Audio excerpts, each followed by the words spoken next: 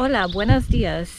Ich nehme euch mit in ein einzigartiges Naturschutzgebiet hier in Spanien.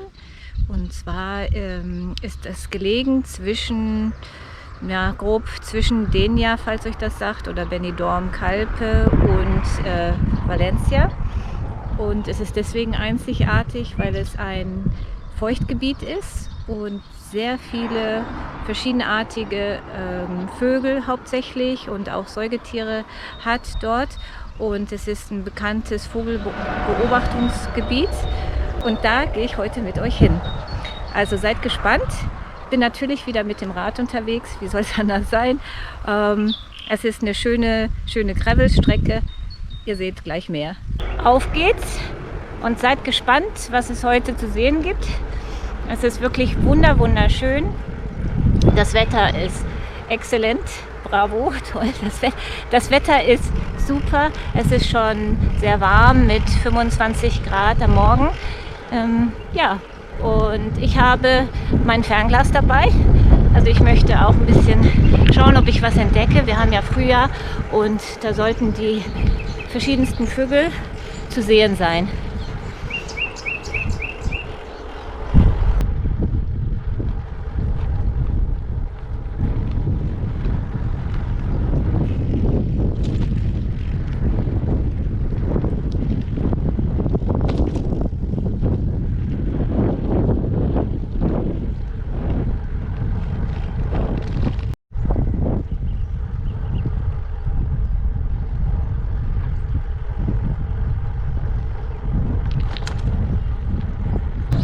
Also hier seht ihr ein Verkehrsschild, damit ihr ungefähr so die Richtung wisst. Und ja, wie gesagt, das ist ein einzigartiges Feuchtgebiet mit einer Fläche von 1250 Hektar. Hallo, der Hund sagt Hallo zu euch auch. Ja. Und ja, ich bin noch nicht drin in dem Gebiet. Was ihr bisher gesehen habt auf dem Video sind landwirtschaftliche Flächen, wo zum Beispiel Orangen angebaut werden. Das hier sind alles Orangen. Die sind abgeerntet im Moment und die Blüte war schon. Ja, also deswegen sehen sie nur grün aus. Das ist das erste Schild, was ich jetzt sehe. Park Natural de la Majal von Pego und Oliva. Und hier diesen Pfad gehe ich jetzt mal rein und schaue, was dann kommt. Hier sieht man jetzt diese Feuchtgebiete und was auch besonders ist, das hatte ich glaube ich schon gesagt, dass hier landwirtschaftliche Flächen in dem Naturschutzgebiet sind. Da vorne sieht man jetzt auch nochmal und da wird Reis angebaut. Das ist besonders, weil es gibt eigentlich in Spanien nur 2 Plätze, wo Reis angebaut wird. Das ist in der Nähe von Valencia. Und hier sieht man hier die Vögel. Ja, und dieser Reis, das sind ganz spezielle Sorten aus dieser Gegend. Das ist einmal der Bomba-Reis und einmal der Bonbon-Reis. Und der wird in der Hauptsache also beide Sorten für Paella verwendet und die ganzen Reisgerichte, die hier in der Gegend, in der Region Tradition haben. Der Bonbon-Reis ist eine noch ältere Kulturpflanze oder noch eine ältere Kulturpflanze wie der Bomba-Reis und wurde vermehrt, sodass er für eine Ernte ausreicht, und das liegt jetzt schon ein paar Jahre zurück und inzwischen hat sich dieser Bonbon-Reis eben etabliert neben den Bomba-Reis. Was genau der Unterschied ist, also vom Korn her und so, das weiß ich nicht. Geschmacklich kann ich auch keinen Unterschied feststellen. Also das sieht man jetzt, da wird es grün, ganz zart. Und ich schätze, das ist der neue Reis, der jetzt rauskommt. Und das ist natürlich ideal, diese überschwemmten Reisfelder für die Wasservögel in der Gegend.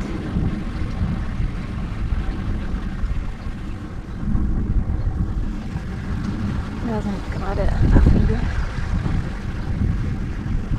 Dieses Feuchtgebiet hier wird durch mehrere Flüsse gespeist. Das wird hier einer sein, der Rio Salinar. Und hier sieht man, wie das so aussieht.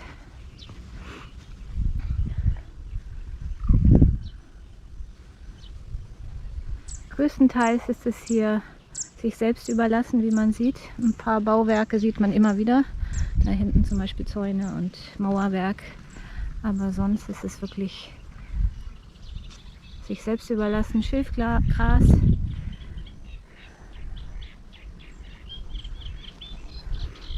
Ja.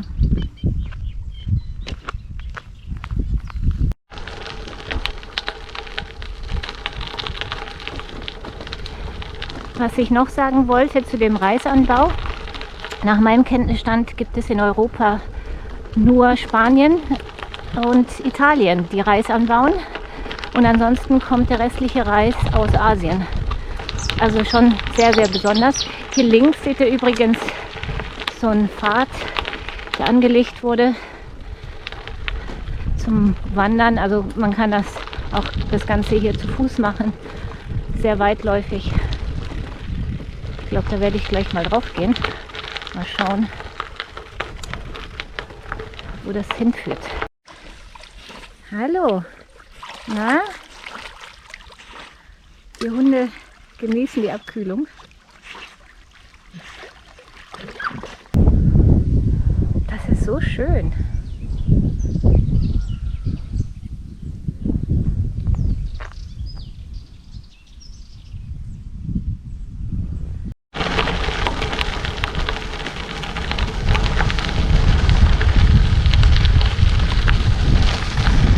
Wie gefällt es euch bisher?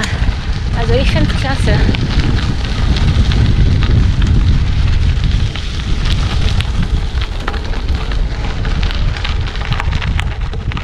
Ah, das ist der andere Fluss, Rio Gillette.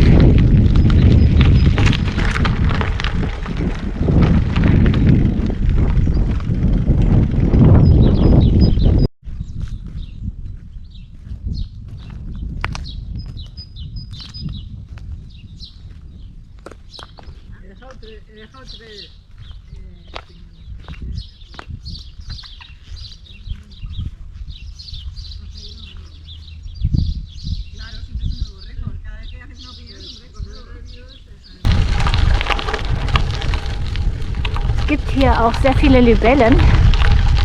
Richtig schön. Da ist zum Beispiel eine. Wow.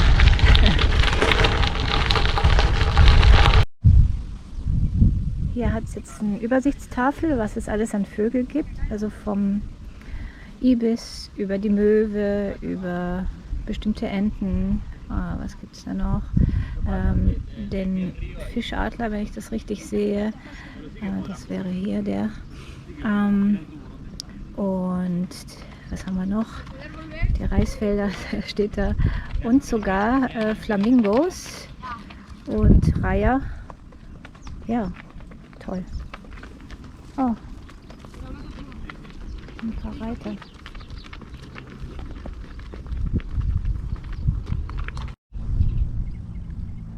Da vorne sieht man ein paar Fische.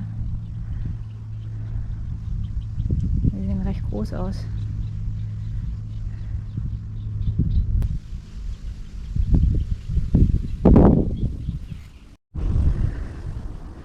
Das sind jetzt ein paar Ibisse zu sehen und Möwen und so Strandläufer, weiß nicht wie die heißen, diese zarten Vögel.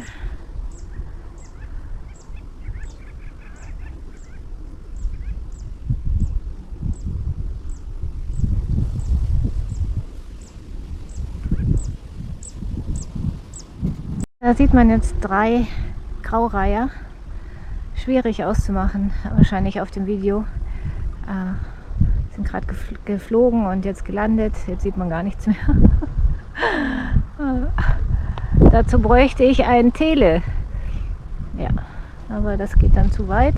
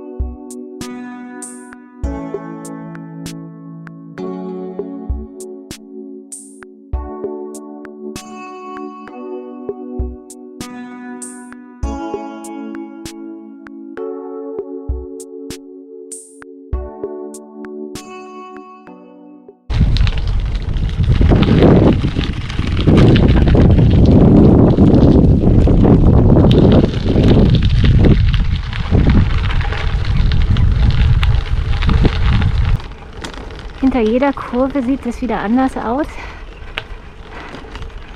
Und es ist einfach eine ganz tolle Landschaft.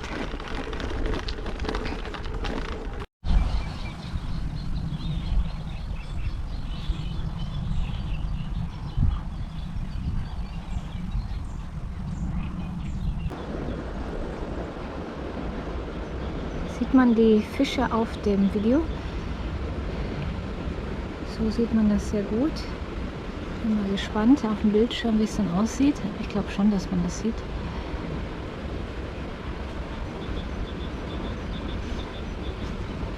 Was sind das? Forellen? Was meint ihr?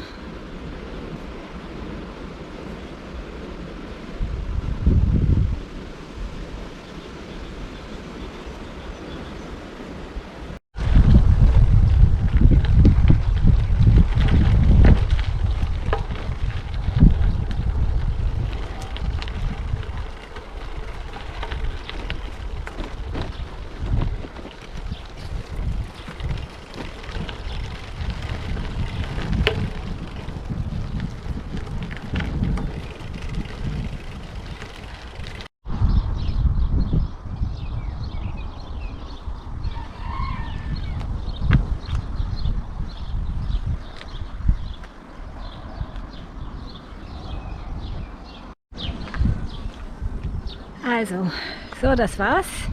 Zum Abschluss der Tour bin ich jetzt hier am Fontsalada. Das ist eine warme Quelle. Manche Leute bezeichnen es als heiß, aber ich würde es als warm bezeichnen. Nicht so wahnsinnig warm, sodass man im Winter würde ich hier nicht reingehen. Aber so um die Jahreszeit ist es richtig schön. Seht selbst.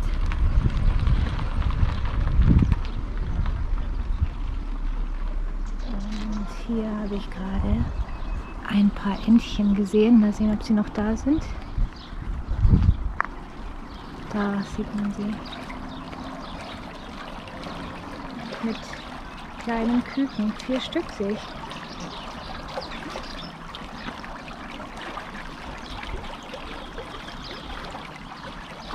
Es sind mehr, 5.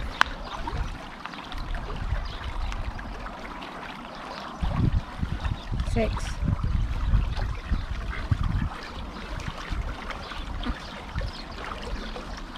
Das ist immer in Ruhe. Wenn euch das Video gefallen hat, dann klickt gerne wieder rein auf meinen Kanal. Ich würde mich freuen, euch wiederzusehen. Bis zum nächsten Mal. Wir sehen uns. Tschüss.